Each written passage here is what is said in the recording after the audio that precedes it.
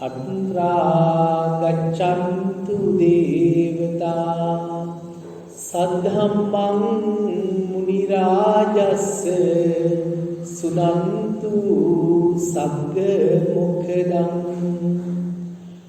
धम्मश्रवण कालो अयं भदन्ता धम्मश्रवण कालो अयं भदन्ता धम्मश्रवण कालो अयं भदन्ता नमो तस्से भगवतो अरहतो सम्मा सम्बुद्दस्से नमो तस्से भगवतो अरहतो सम्मा सम्बुद्दस्से नमो तस्से भगवतो अरहतो सम्मा सम्बुद्दस्से पतव्या एकरञ्जेन संगस्य गमनेन वा सभलोकाधिपञ्चेन सोतापन्ति फलं वरन्ति සසර කතරින් ඊතර වීම පිණිස ගුණ පුරන කාරුණික පින්වත්නි අද 2021 වසරේ ආරම්භක පුන් පොහොය දවසේ මේ පින්වතුන් අෂ්ටාංග සීලය සමාදන් වෙලා මේ උතුම් වූ ශ්‍රී සද්ධර්මයට සවන් දෙන්නේ වෙන කිසිදු අපේක්ෂාවකින් නෙවෙයි මේ සසර කතරින් ඊතර වීම පිණිසමයි. මහා කාරුණික භාග්‍යවත් වූ බුදු පියාණන් විසින් එදා දීපංකර බුදුරජාණන් වහන්සේගේ පාදමූලයේදී තමන්ගේ දෝතට ලැබිච්ච ඒ උතුම් වූ නිර්වාණ සුවය අතහැරලා දාලා සංසාරයේ නැවති මේ භයංකර සැඩපහරට ඕඩයට පැනලා සාර අසංකේය කල්පලක්ෂයකටත් වඩා වැඩි කාල සීමාවක් පුරා අනන්ත අප්‍රමාණ දුක් විඳලා පාරමී ධර්මයන් පුරලා අවසානයේදී ගයා ශීර්ෂයේදී ඒ උතුම් වූ සම්මා සම්බුද්ධත්වයට පත් වෙලා ඉන් අනතුරුව ඉසිපතනේ මිගදායේදී ඒ උතුම් වූ ශ්‍රී සද්ධර්මය දේශනා කොට වදාළේ අප වෙනුවෙන්මයි. එදා උන්වහන්සේට මේට සාරා සංකේය කල්පලක්ෂයකට කලින් මේ සසරේ ඇවිදින්නේ නැතුව දුක් විඳින්නේ නැතුව ඉතා පහසුවෙන් මේ භයංකර සංසාරයෙන් ඈතර වෙන්න ඉඩකඩ තිබුණා. අපි කවුරුත් දන්නවා බුදුරජාණන් වහන්සේ කෙනෙක්ගෙන් නියත විවරණ ලබන්න නම් ඒ නියත විවරණ ලබන ඒ පුද්ගලයා ඒ උතුමා ඒ මොහොතේම සතර පද ගාථාවක් ඇසූ පමණකින් මේ භයංකර සංසාරයෙන් අත මිදෙන්නට තරම් පුණ්‍ය ශක්තියක් තිබිය යුතු ඥාන ශක්තියක් තිබිය යුතු පුද්ගලයෙක් තමයි පුද්ගලයෙක් විය යුතුයි. ඒ අනුව එදා සුමේත තවුසාරන් විදියට හිටපු අපේ බුදුරජාණන් වහන්සේ නැත්නම් සිද්ධාර්ථ කුමාරයාට ඊතා පහසුවෙන් මේ දුකින් අත මිදෙන්නට තිබුණා. නමුත් අතට ලැබිච්ච ඒ නිර්වාණ ශාන්තිය පසක දාලා මේ භයංකර සංසාර ඕඩියට පැනලා අනන්ත අප්‍රමාණ දුක් පීඩා විඳි. මේ පින්නතුන් පොඩ්ඩක් මතක් කරලා බලන්න දෙව්දත්තෙර නාලාගිරි චින්චි මානවිකාවගේ අපහාසයන් ඒ දේවල් ගැන හිතන්න මාර්යා කරපු ඒ තාඩන පීඩන නිග්‍රහයන් ගැන හිතන්න සමච්චල් ගැන හිතන්න කොච්චර මාර්යා සමච්චල් කරාද බුදු පියාණන් වහන්සේට ඒ සියලුම දේවල් විඳින්නට උනේ කවුරු නිසාද අප නිසාමයි මොකද මේ සංසාරයේට එදා බය නැතුව මම අනන්ත අප්‍රමාණ ලෝ සතුන් මේ භයංකර සංසාරයෙන් ඈතර කරවන්නේ මී කියලා දැඩි වීර්ය අධිෂ්ඨානයකින් අතට ලැබිච්ච ඒ නිර්වාණ ශාන්තිය අතහැරලා දාලා සංසාරයට පැනපු නිසාමයි උන්වහන්සේට අනන්ත අප්‍රමාණ දුක් පීඩා විඳින්න උනේ. 6 අවුරුද්දක් විඳපු දුෂ්කර ක්‍රියා ආනන්ද ස්වාමීන් වහන්සේට ආනන්ද හාමුදුරුවන්ට විස්තර කරපු දේවල් බුදු පියාණන් වහන්සේ විසින්ම ඒ විස්තර කරපු දේවල් මේ පින්නතුන් ඇහුවා නම් මේ පින්නතුන්ගේ නෙතට අනිවාර්යයෙන්ම කඳුලක් උනනවාමයි. එතෙන්දී බුදුරජාණන් වහන්සේගේ ඒ වචනේ බුදු පියාණන් වහන්සේ ගැන කියවෙනකොට නෙතට කඳුලක් ඇති කරගන්න එක නෙවෙයි අපි කළ යුත්තේ. අපි ඥානවන්ත බුදු පියාණන් වහන්සේගේ අඩිපාරේ යන අය වශයෙන් අපි කළ යුත්තේ උන්වහන්සේට මේ වගේ දුක් පීඩාවන්ට විඳින්න සාර අසංකේය කල්පලක්ෂයක් පුරා ඇස් ඉස් මස්ලේ ඒ සියලු දේවල් දන් දෙමින් අනන්ත අප්‍රමාණ දුක් පීඩා විඳින්නේ පාරමී පූර්ණය යන නාමයෙන් යුක්තව කවුරු නිසාද? අපි නිසා. එහෙමනම් අපි කළ යුත්තේ මොකක්ද?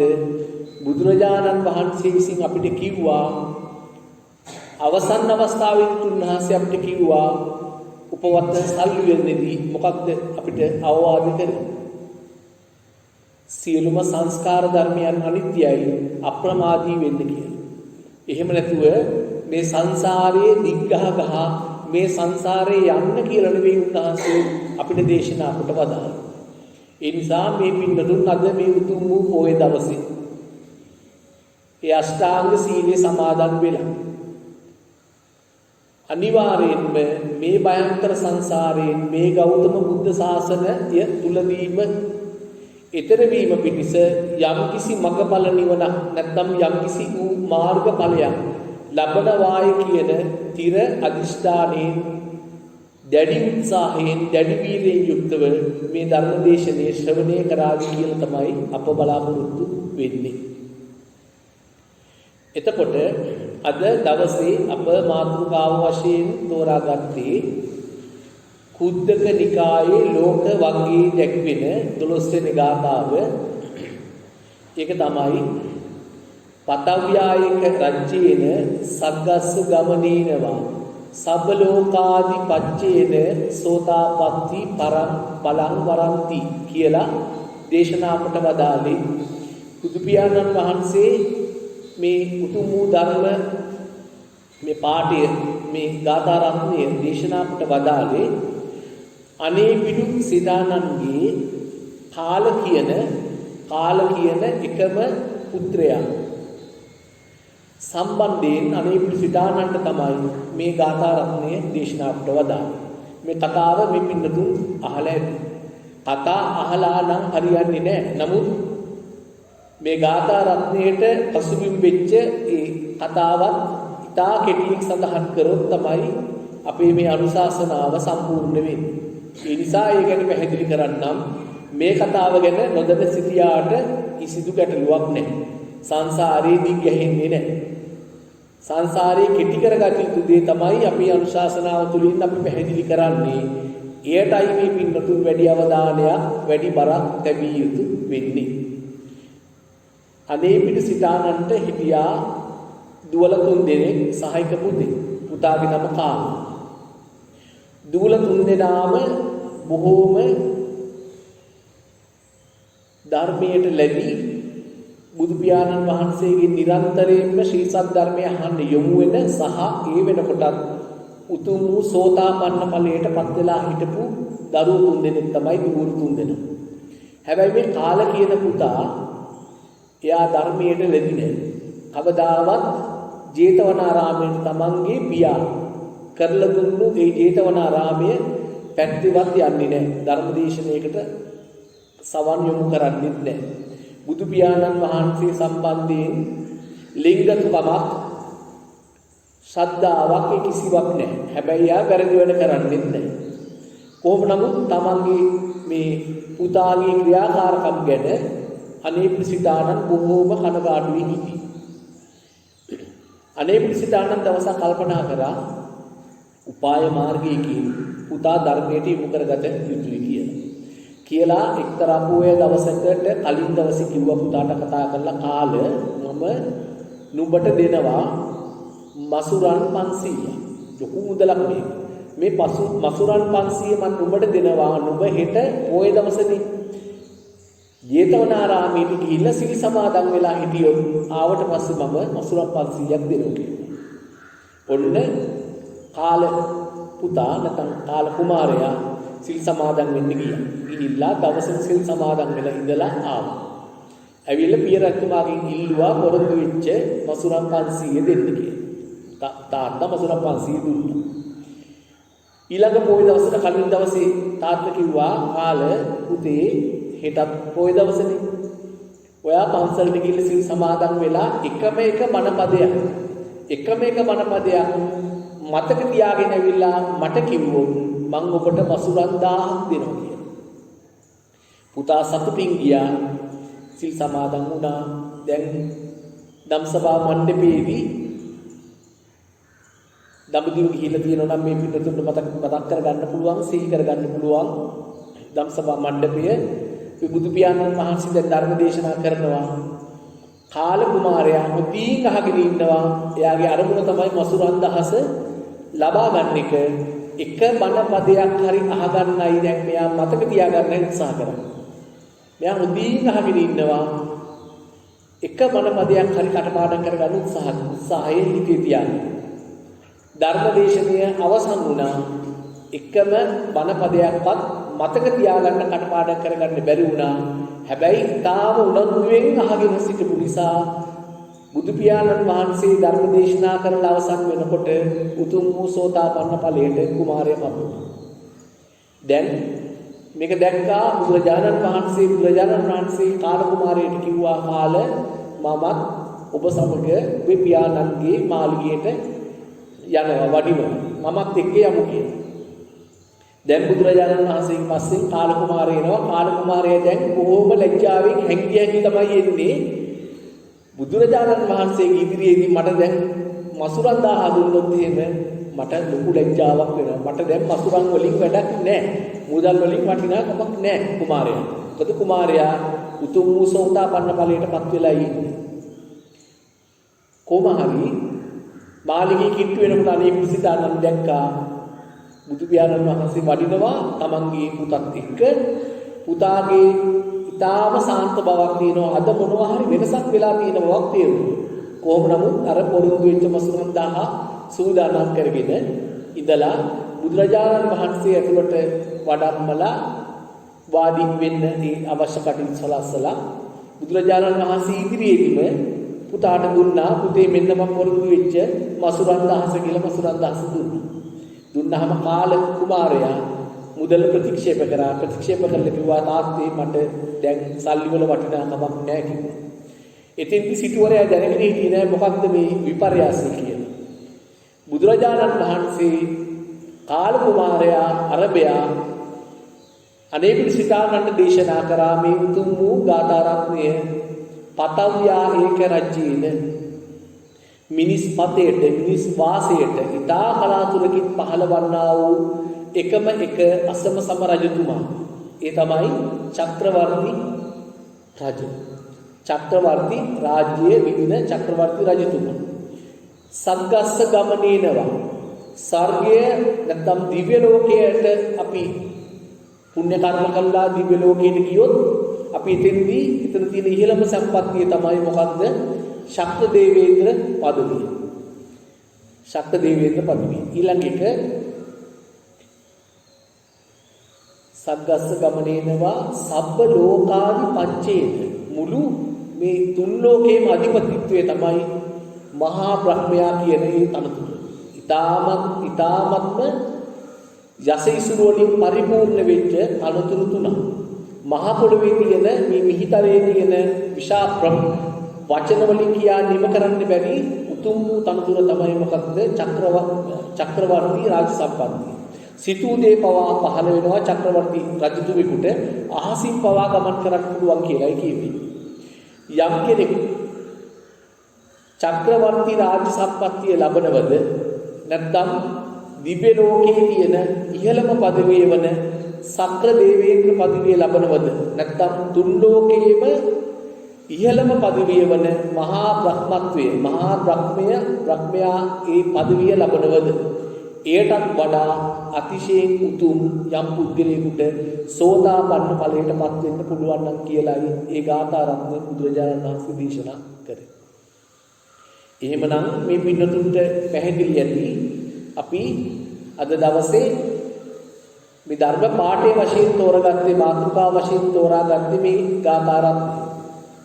කාල කුමාරයා පන්සලකට කවදාවත් නොගියපු කාල කුමාරයා එක බණ පදයක් කටපාඩම් කර ගැනීමේ අරමුණින් ඊටා හොඳින් ධර්මයට සවන් දීලා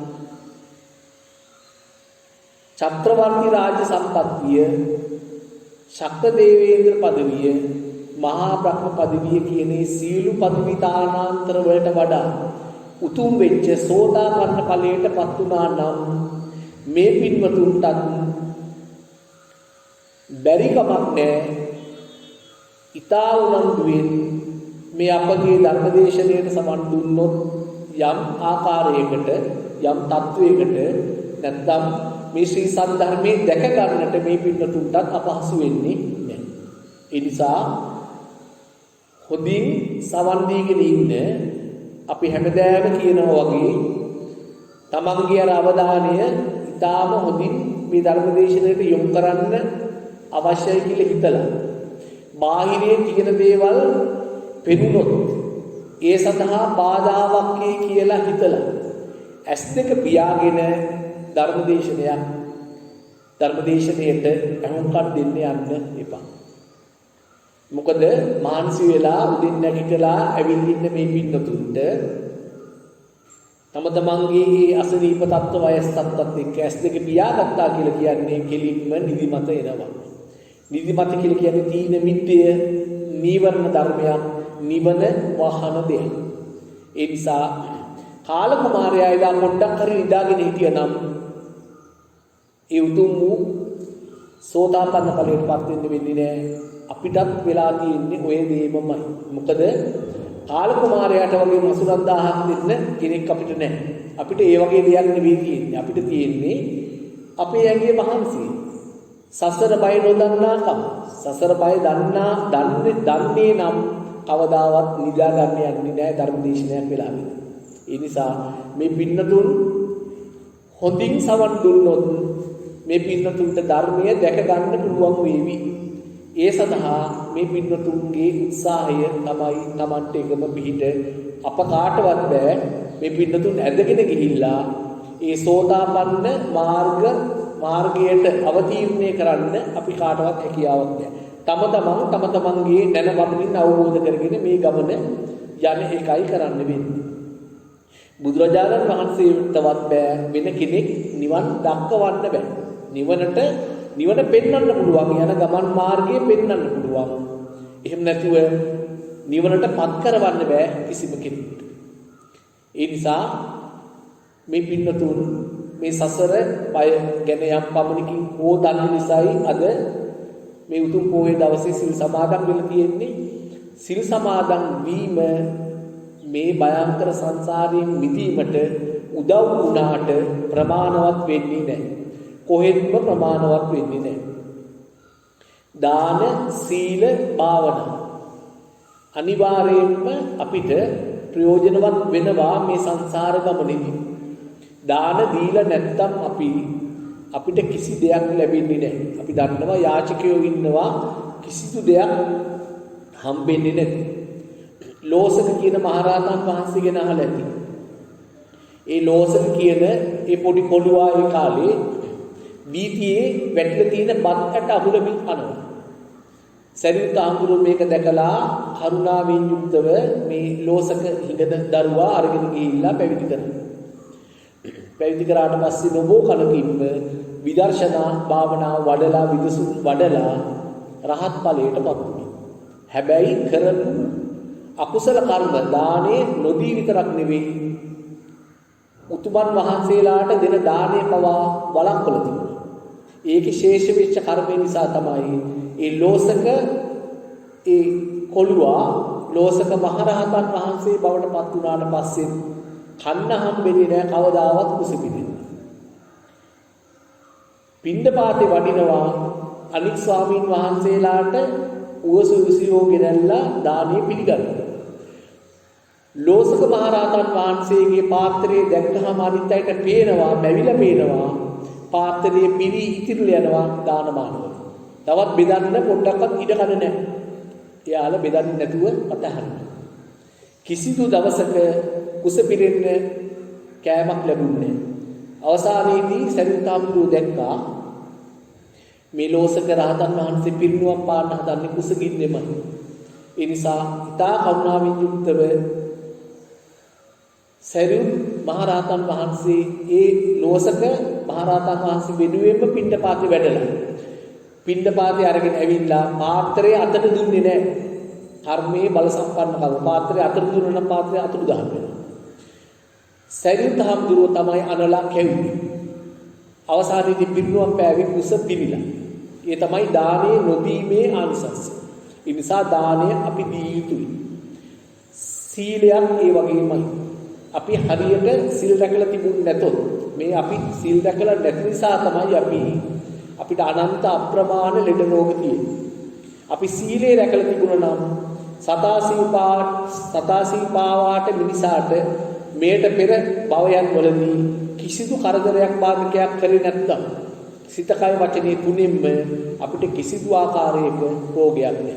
අපිට අනන්ත අප්‍රමාණ රෝග තියෙන අපි මිනිසුන්ට සතුන්ට පීඩා කරලා තියෙනවා. සීලේ රැකලා නැහැ. ඒ වගේම තමයි භාවනාව. භාවනාව කරොත් තමයි අපිට මේ භවයේ අපිට ලැබිලා තියෙන මේ උතුම් අවස්ථාව ඊළඟ භවයේ සඳහා වඩාත් ඵලදායී විදියට ප්‍රයෝජනයට ගන්න පුළුවන් වෙන්නේ. අපි දන්නවා මේ සමාජයේ ඉන්න බොහොම ධනවත්, වංශවත්, නිල බලය, ධන බලය සීලුම දේවල් තියෙන අය අපි දැකලා තියෙනවා. නමුත් ඒ අය එයාලගේ ඒ සිරිත් විරිත් ඇවතුම් පැවතුම් පවත්වන්නේ ඊළඟ භවය ඉතා භයංකර තත්වයකට නැත්නම් සතර අපා ගතවන තත්වයකටපත් වෙන්නේ. ඒකට හේතුව තමයි ඔවුන් දානයේ සීලය රැකලා තිනවා. ඔවුන්ට ගොඩාක් දේවල් හම් වෙනවා. බොහොම නිරෝගීමත්. නමුත් භාවනා කරලා නැහැ. ඒ නිසා ඊළඟ භවයට ඒ කට්ටිය ඒවා සරි කර ගැනීමක් කරන්නේ නැහැ. ඒ නිසා මේ පින්නතුන් මතක තියාගන්න දානයේ සීලයේ භාවනාව තුනම අවශ්‍යයි. හැබැයි ඒවායින් කවදාවත් බෑ මේ සසර දුකින් මිදෙන්න. දාන සීල භාවනා අනිවාර්යයෙන්ම අවශ්‍යයි. හැබැයි දාන සීල භාවනා වලින් මොකද කරන්නේ? අපේ සසර දික් කරන එකමයි කරන්නේ. දාන සීල භාවනා සසර දික් කරනවා එහෙම කිව්වා කියලා දාන සීල භාවනා නොකළ යුතු නෑ. අපි දන්නේ නෑ අපි මේ දුක්ඛිත සංසාරේ ඈතර වෙන්න පුළුවන් වෙන දවස අපිට කියන්නේ නෑ. එතෙක් මේ සසර ඉන්න අපිට අවශ්‍යයි යම් යම් දේවල් සැප සම්පත් මුදල් නිරෝගීකම ඒවා අවශ්‍යයි. අන්නේ සඳහා තමයි අපි දාන සීල භාවනා කළ යුතුයි. හැබැයි දැන් මේ පින්නතුන්ට යම් ආකාරයකින් ලැබිලා තියෙනවා ආහාර අපිට සිළු දෙනාට. අපි සිළු දෙනාටම ආහාර පිණිස යදින්න අවශ්‍ය වෙලා නැහැ. අපිට ආහාර අපේම කියලා අපිට කෑම හොයාගන්න පුළුවන් කමක් තියෙනවා. අපිට යම්වත් කමක් තියෙනවා. යම් නිරෝගී කමක් තියෙනවා. ඒ වගේම මේ භවයේ අපි අනාගත භවයකට යහපත් වූ දේවල් උපයන්න පුළුවන් කමක් තියෙනවා. දාන සීල භාවනා යම් ප්‍රමාණයකින් සම්පූර්ණයි. ඒක හොඳටම ප්‍රමාණවත්. දැන් අපි කරන්න ඕනේ එහෙමනම් දාන සීල භාවනා වලට වඩා ප්‍රමුඛත්වයේ දී යුත්තේ මේ සසරින් ඈතර වෙන්නටයි. සසරින් ඈතර වෙන්නට නම් අපි අනිවාර්යයෙන්ම සීල සමාධි ප්‍රඥා වැඩි යුතුයි. නැත්නම් ආර්ය අෂ්ටාංගික මාර්ගයට යොමු විය යුතුයි. ආර්ය අෂ්ටාංගික මාර්ගයේ මුලින්ම තියෙන්නේ මොකක්ද? මතක් කරන්න මේ පිටුද? සම්මා දිට්ඨිය. සම්මා දිට්ඨිය ප්‍රමුඛ කොටයි ඊතුරු අංග හතම තියෙන්නේ. සම්මා දිට්ඨිය නැත්නම් සම්මා සංකප්පේ නැහැ. යහපත් වූ චේතනා නැහැ. සම්මා දිට්ඨිය නැත්නම් සම්මා වාචා නැහැ. යහපත් වූ වචන නැහැ. අපි මොනතරම් අනුකම්පාවෙන් මොනතරම් හොඳ වචන පාවිච්චි කරත් ඒවා සම්මා වාචා නෙවෙයි. ඒවා මිච්ඡා වාචා. අපි මොනතරම් යහපත් වූ සංකල්පනාවක් නැතුව සිටියත් ඒවා මිච්ඡා සංකප්ප. අපි මොනතරම් උපින් ජීවත් වුණත් එය මිච්ඡා ආජීව සම්මා ආජීව නෙවෙයි. මොකද ආරෂ්ඨාංගික මාර්ගයේ පටන් ගන්න සම්මා දිට්ඨිය. සම්මා දිට්ඨිය ලබා ගත්තොත් ඉතුරු අංග 7ම ඉබේම සම්පූර්ණ වෙනවා. වැදගත් වෙන්නේ මොකක්ද? සම්මා දිට්ඨිය ලබා ගැනීම. සම්මා දිට්ඨිය ලබා ගැනීමට තමයි අපි කියන්නේ සෝතාපන්න මාර්ගස්ත වුණා කියලා කියන්නේ සම්මා දිට්ඨිය ලබා ගත්තා. ඒ ගැන තමයි අපේ අද එහෙනවද? ඒ ගැන තමයි අපේ අද මේ ධර්මදේශනය සම්පූර්ණයෙන්ම අපි කාලය මිඩං කරලා තියෙන්නේ. ඒ සෝතාපන්න ඵලයටපත් වෙන්න ඊට පෙර අපි පත් වෙන්න ඕන, නැත්නම් අවතීර්ණය වෙන්න ඕන යම්කිසි මාර්ගයකට. අන්න ඒ මාර්ගයට අවතීර්ණය වෙන්නේ කොහොමද කියලා මේ පින්වතුන්ට පැහැදිලි කරන්න තමයි අප අද දවසේ උත්සාහ කරන්නේ. ඒකයි අපි පැහැදිලි කරේ කාල කුමාරයා වගේ ඊතා උනන්දුවෙන් මේ ධර්ම දේශනාවට සමන් දුන්නොත් මේ පින්වතුන්ට ඒ සෝතාපන්න ඵලය ලබා ගැනීම සඳහා තියෙන සෝතාපන්න මාර්ගයට අවතීර්ණය වෙන්න, නැත්නම් මාර්ගස්ත වෙන්න පුළුවන්කම තියෙනවා. බැරි නෑ. එදා ඇඳිවතක් නැතුව මුළු සගත් නුවරම පිස්සියක් වගේ ඇවිද්ද පටාචාරාවට මේ දුක්ඛිත සංසාරයෙන් ඈතර වෙන්න පුළුවන්කම ලැබුණා නම් අර ලෝසක කියන ඒ හිඟන දරුවාටත් මේ සංසාරයෙන් ඈතර වෙන්න ඒ උතුම් වූ අරියත් භාවය ලබා ගන්න පුළුවන්කම තිබුණා නම් සුනීත සෝපාක වගේ උගත්කම් නැති අයට මේ සංසාරයෙන් ඈතර වෙන්න පුළුවන්කම තිබුණා නම් මොකක්ද මේ පින්නතුන්ගේ අඩුව? හිතන්න. මොකක්ද අපේ අඩුව? අපිට මොනවද අඩු වෙලා තියෙන්නේ? අපිට හිඟා කන්න අවශ්‍යද ජීවත් වෙන්න නෑ. අපිට මේ කියන දේවල් වැටහෙන්නේ නැද්ද? අපි තමන්ගේ ස්වභාෂාවෙන් නැත්නම් සිංහල භාෂාවෙන් තමයි මේ ධර්ම දේශනාව පවත්වන්නේ. මේ කියන දේවල් අපිට පැහැදිලි වෙන්නේ නැද්ද? අපි නැත්නම් මේ කියන දෙයක් වටහා ගන්න බැරි මන්ද බුද්ධික තත්වයේදී ඉන්නේ. එහෙමත් නෑ. අපිට මහා කායික අපහසුතාව තියෙනවද? වාඩි වෙලා ඉන්න බැරි මහා වේදනාවක් තියෙනවද? අනේ තාම එහෙමත් නෑ. උතුම් වූ ශ්‍රී සද්ධර්මයේ මුණ ගැහිලා නැද්ද? නෑ. දැන් ඒකක් තියෙනවා. එහෙමනම් අපේ මොකක්ද අඩු? අපේ මොකක්ද අඩු? එහෙම හිතලා මේ පින්නතුන් උත්සාහ ගන්න. එහෙම නැත්තම් අපේ ගෞතම බුදුරජාණන් වහන්සේ විතරක් නෙවෙයි, ඊට කලින් හිටපු අනන්ත අප්‍රමාණ බුදුරජාණන් වහන්සේලා දැකලා ශ්‍රී සද්ධර්මයේ අහලා අනන්ත අප්‍රමාණ අපි ඒවා මෙනෙහි කරන්නේ නැතුව, නැත්තම් ඒ ධර්මයේ ගැන ඉතා හොඳින් අවබෝධ කරගන්න උත්සාහ ගන්නේ නැතුව, උනන්දුව නැතුව මේ සසර හිටපු නිසා තමයි නැවතත් අපි මේ සසරටපත් වෙලා තියෙන්නේ. සසර ඇවිද ඇවිද අපි මේ යන්නේ අපිට උනන්දුව වීරේ නැති නිසා. එතකොට මේ පින්නතුන් යම් පමණකින් හරි හිතට අරගෙන නෑ මම මේ ධර්ම දේශනේ අවසන් වෙන තුරුම අර එදා කාල කුමාරයා කළා වගේ මම මේ කියන දේවල් ටික අහගෙන ඉන්නවා. මගේ හිත තුලින්ම මම මේ පිළිබඳ විමර්ශනයක් කරනවා කියලා යම් පින්නතුකට පුළුවන්කම තිබුණොත් හිත පිට යවන්නේ නැතුව අපේ මේ ධර්ම දේශනේ අවසන් වෙන තුරුම හොඳින් ඇහුම්කන් දෙන්න අනිවාර්යයෙන්ම කිසිදු සැකයක් නැහැ. ඒ මාර්ගස්ත භාවයට පින්නතුන්ටපත් වෙන්න පුළුවන්. උතුම් වූ සම්මා දිට්ඨියටපත් වෙන්න පුළුවන්. සම්මා දිට්ඨියටපත් වෙනවා කියන එක පිළිබඳව තියෙනවා මාර සංකල්ප දෙකක් අද සමාජයේ. එකක් තමයි දැන් මේ බුදුරජාණන් වහන්සේගේ ශාසනයේ අවසන් කාල සීමාව.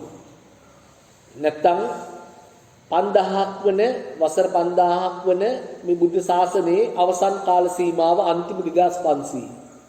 මේ කාල සීමාවේදී කිසිදු පුද්ගලයෙකුට මාර්ගඵලයක් ලබන්න බෑ කියන ඒ මාර සංකල්පය අපේ සමහර පින්නතුන් තුල තියෙනවා. සමහර පින්නතුන් ඒ වගේ දේවල් අනිත් පින්නතුන්ගේ හිත තුල ඇති කරනවා. ඒක වැරදි. බුදුරජාණන් වහන්සේගේ ශ්‍රී සද්ධර්මය වසර 5000ක් තුල පවතිනවා. එය අකාලිකයි. එය සම්දිට්ඨිකයි. සම්දිට්ඨික ධම අවසන් මොහොත දක්වාම සම්දිට්ඨිකයි. ඒ නිසා මේ පින්නතුන්ට පුළුවන්කම තියෙනවා මේ භවය තුලදීම මේ ජීවිතය තුලදීම ඒ උතුම් වූ තත්ත්වයටපත් වෙන්න. හැබැයි තවත් මාර්ග සංකල්පයක් තියෙනවා. හරිම පහසුයි. කඩෙන් ගන්නත් පුළුවන්, රහත් වෙන්නත් පුළුවන්, සෝතාපන්න ඵලයටපත් වෙන්නත් පුළුවන්, බුදු වෙන්නත් පුළුවන්. දැන් අද සමාජයේ බුදු වෙච්ච අයත් ඉන්නවා, රහතන් වහන්සේලාත් ඉන්නවා, විවිධ මාර්ගඵල ලැබපු අයත් ඉන්නවා. එයාලා මාර්ගඵල බෙදලා දෙනවා. දැන් ඔබ සෝතාපන්න ඵලයි. ඔබ දැන් සක්‍රදාගාමී ඵලයි. අපි දන්නවා එක උපාසකම්ම කෙනෙක් තමන්ගේ ගෙයි දොරයි උකස් කරලා සෝතාපන්න ඵලය ලබා ගන්න අවශ්‍ය සහතික පත්‍රය ලබා ගන්න. ඒ වගේ තත්ත්වයක් දැන් මේ රටේ මේ ධර්මයේ විකෘති කරන කාලෙදී ඒ වගේ දේවලුත් යනවා. හැබැයි මාර සංකල්ප දෙකම මේ පින්නතුන් අතහරිනවා. ඒවාට වැටෙන්න එපා. උත්සාහ කරොත් උනන්දු වුණොත් මේ ජීවිතයේ තුලදීම අනිවාර්යයෙන්ම සෝතාපන්න ඵලයටපත් විය හැකියි. එය ඊතරම් ලඝු කොට සලකන්න එපා, සරලයි කියලා හිතන්න එපා. එය ඊ타ත්ම බැරෑරුම් කළ නොහැක්කෙක්යි කියලා හිතන්න එපා. මෛත්‍රී බුදුරජාණන් වහන්සේ පහළ වෙනතුරු සිටිය යුතු නෑ මාර්ගඵලයක් ලබන්න. මේ සසර දුකින් ඈතර වෙන්නට ඉච්ඡර කල් අපිට සිටිය යුතු නෑ.